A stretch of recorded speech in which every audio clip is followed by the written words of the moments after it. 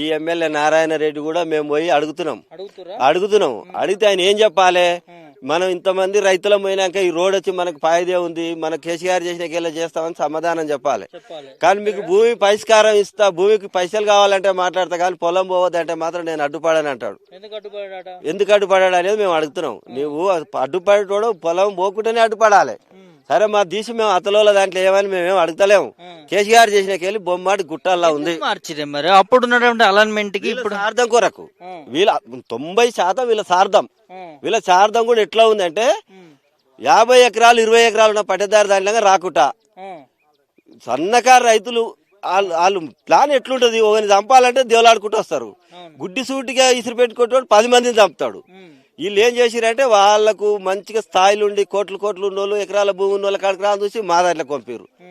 మా దాంట్లోకి వెళ్ళిపోయినాక మళ్ళీ ఈ కుడి సైడ్ ఇక్కడ దక్షిణ సైడ్ ఇంకేవాడని వచ్చినానుకో ఉత్తర నూకిరు, ఉత్తర ఏవాడని ఉంటే దక్షిణ నూకిరు. ఇట్లా వంపులు తిప్పుకుంటూ వచ్చి అంత సన్నకారు రైతులే. సరే ఈ అలాంటిమెంటు మేడిగడ్డ కానుంచి దంగెట్టపల్లి వరకు మారింది.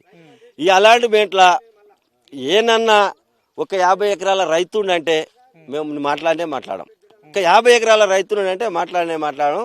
మా డిమాండ్ ఏంటంటే కేసీఆర్ చేసిన అలాంటి మీటనే పోవాలి.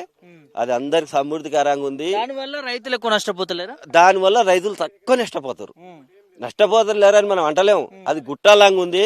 ఆ కోతుల బాధ, ఆ బాధ, ఈ బాధతో రైతులు కూడా చాలా ఇబ్బంది చేయలే. కేసీఆర్ చేసి 2-3 ఏళ్ళు అయినా కానీ ఏ ఒక్కరు స్పందించలేదు దాని మీద. పోతే ఉంటుంటదే అని ఆలోచన చేసిరు. కానీ వీళ్ళు రేవంత్ రెడ్డి, నారాయణ రెడ్డి వచ్చినాక ఈ దక్షిణ భాగం మొత్తం నారాయణ రెడ్డికే ఉంది. నాకు తెలిసిన కాడికి 3 మండలాలు అంటే మామూలు పొడుగులేవు.